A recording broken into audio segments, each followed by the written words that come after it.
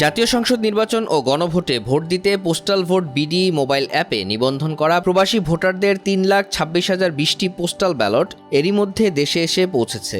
৫ ফেব্রুয়ারি প্রবাসী ভোটার নিবন্ধন বিষয়ক ওসিভি এসিডিআই প্রকল্পের টিম লিডার সালিম আহমাদ খান এ তথ্য জানান।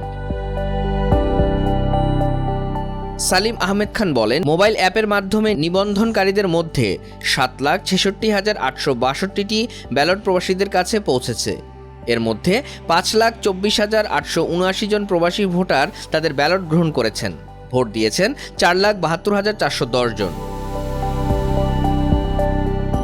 ৪,৩১,৭৪৮ জন প্রবাসী ভোটার তাদের ব্যালট সংশ্লিষ্ট দেশের পোস্ট অফিস বা ডাকবাক্সে জমা দিয়েছেন। এরই মধ্যে প্রবাসীদের পাঠানো ৪১,১৭৮টি ব্যালট গ্রহণ করেছেন রিটার্নিং কর্মকর্তারা। বিদেশের পাশাপাশি দেশের অভ্যন্তরে অবস্থানরত ভোটারদের কাছেও পোস্টাল ব্যালট পাঠানো শুরু করেছে নির্বাচন কমিশন। ইতিমধ্যে সারা দেশের ৬,৬২,১৯১ জন নিবন্ধিত ভোটারের ঠিকানায় ব্যালট পাঠানো হয়েছে।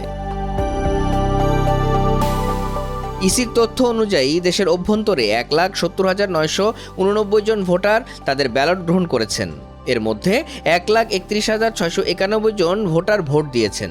১,০৪,১৬৫ জন তাদের ব্যালট পোস্ট অফিস বা ডাকবাক্সে জমা দিয়েছেন। সালিম আহমদ খান আরও জানান, ত্রয়োদশ জাতীয় সংসদ নির্বাচন ও গণভোটে পোস্টাল ব্যালটের মাধ্যমে ভোট দিতে দেশে ও প্রবাসে মিলিয়ে মোট ১৫,৩৩,৬৮৪ জন voter postal vote BD mobile অ্যাপে নিবন্ধন করেছেন।